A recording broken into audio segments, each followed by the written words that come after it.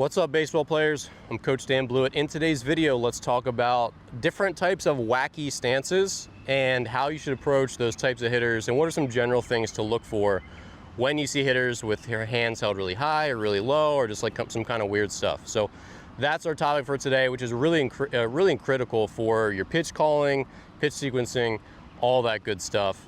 So let's stick around and we'll jump into it.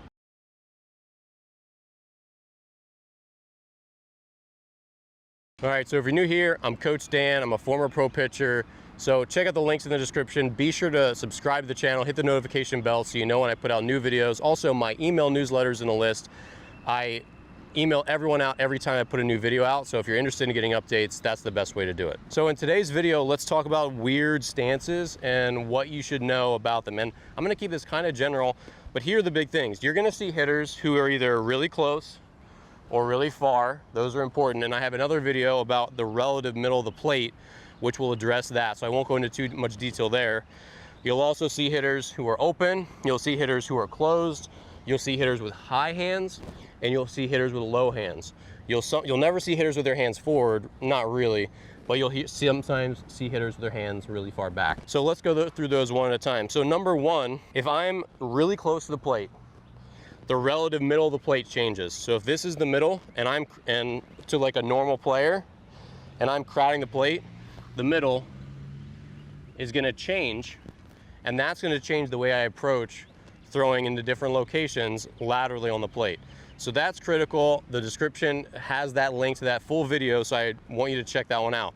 The opposite is true if the hitter is really far away from the plate.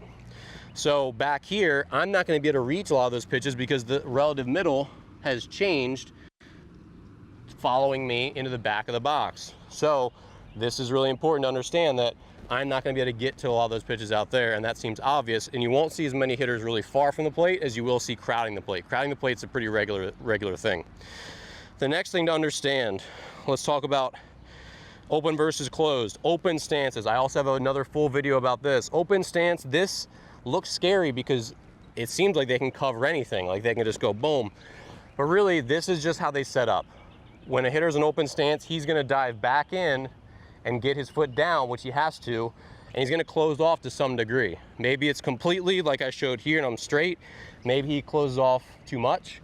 Maybe he doesn't close off completely, but you need to wait and see what happens and how much they close once they go there. So don't judge what you should do based on this. Judge what happens when their foot is down. And you just have to be really perceptive and really watch and look for those details when you're pitching. When they're too closed, and you'll typically see like pesky little hitters do this, where it's clear that they're almost telegraphing their approach, which is, I'm not gonna try to yoke you left, I'm gonna try to punch balls to the right side, go up the middle and get singles and get on base and kind of do that kind of stuff. So these types of hitters, they're telling you what they wanna do. By closing off, they're giving up the inner half of the plate. So you don't see power hitters do that. You'll see power hitters crowd the plate, but you won't see them close off. So little guys, this is a clue that I'm not gonna hurt you. I just wanna hit all of your outer half and outer third pitches into right field, get on base, maybe steal second, and be there when my 2, 3, 4 hitter comes up and drives me in. So be aware that with these guys, you're gonna try to go against what they're doing, which is, someone's in a hurry, which is bust them in. Now they can't do the thing that they've set themselves up via their stance to do. The next one, hands. Now there's always exceptions, and you should not use big leaguers as the rule of thumb here, because they're just really good and they're gonna get into good positions even if they start in weird positions. Like Craig Counsell used to hold his bat up here, but guess what? When he starts his stance, he's in the same position as every other big leaguer. That's why he played like 10, 15 years, right? Won a World Series. Chase Utley, great example, holds his bat down here. But guess what? Chase Utley is here just like everyone else is. So it's a misnomer to watch high-level players and say, oh, that's okay, we could do it that way. Those guys are freaks and they're there for a reason. What happens in amateur baseball is most of the time, hitters don't get back into those good positions. And the higher level you play, the less that's true. But for youth baseball and amateur level baseball, like lower college, and varsity and below, if you see a guy with low hands, he's gonna struggle to get to pitches up. he's probably going to be a little lower than he should, and he's probably going to get below balls, and he's going to struggle to get to be on top of stuff.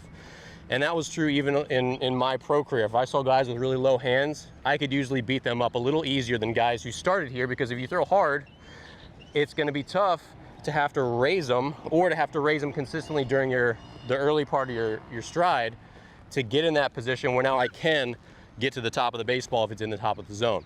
So most of the time when you see hitters with their hands held down here or close to their pocket, they're going to struggle to get pitches up the ladder, and they're probably going to struggle with stuff away because they're going to get a little bit dippy and beneath it. The next one is hands that are really high, and this is kind of going to be the opposite that is true.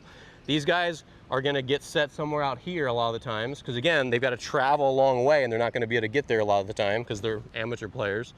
So they're here, and what happens is they're going to have this space and they're going to end up being pretty long to the ball. So they're going to really struggle to drive the ball to the left side of the infield. And that's a big problem. Basically, if your hands are reaching out where your arms are starting to extend, you're going to have that extension in your swing when you start. It's not a great place to start. Ditto with hitters who hold their hands really far back. Besides this looking super unathletic, I've already started to give myself like an arm bar. And now what's going to happen is I'm going to move a little bit, but I'm probably going to start from that almost arm bar position where I'm like stiff.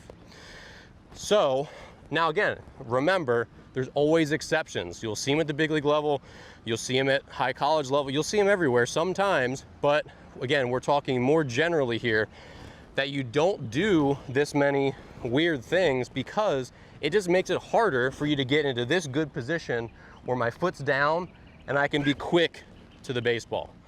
So again, if I want to be here when my foot's down and my hips and everything starts to turn, I'm tight and compact, then having all this extra length to get back to this position is just extra, and it's hard to do that. Just like if you watch, players shoot free throws in the NBA, they're not starting here and bringing it down, they're all starting in the same position. So it's a quick, short motion. Most of these movements, whether it's pitchers, hitters, golfers, the motion starts to calm itself down and be more compact and eliminate extra movement. And that's what you see when hands are all over the place. And it just makes it easier for you as a pitcher. But you still have to watch. So just don't jump to the conclusion that this guy's here, therefore he can't get to the inside pitch. Because he might be here, and then he might be money at getting back, and then he might beat you. So you just have to make sure, have an idea of where you're gonna go and what you think his swing might be, but then make sure you watch and just don't get too wrapped up into the stance details where you don't look past them. You have to make sure, this is what I think, this is my theory about this guy. Now let's confirm it when his foot's down. Is he still a little bit low? Yeah, he is. He's gonna really struggle. So once I get a strike on him, I'm probably just gonna pound him up and he's gonna be done. Does that make sense? So hopefully today's video helped. You'll see these extremes at younger levels of baseball. They will still exist as they go higher, and they'll obviously exist when players aren't coached super well. And you'll only see the rare exceptions where players can have these wacky extreme stances and still get back to the really good positions that they need to be in to hit high level pitching. All right. So thank you for watching. Leave a comment below. Be sure to subscribe to the channel. But again, if you have other pitching strategy questions, pitch sequencing, pitch calling, all that stuff, let me know, leave a comment, and we'll chat about it. Thanks for watching. I'll see you in the next video.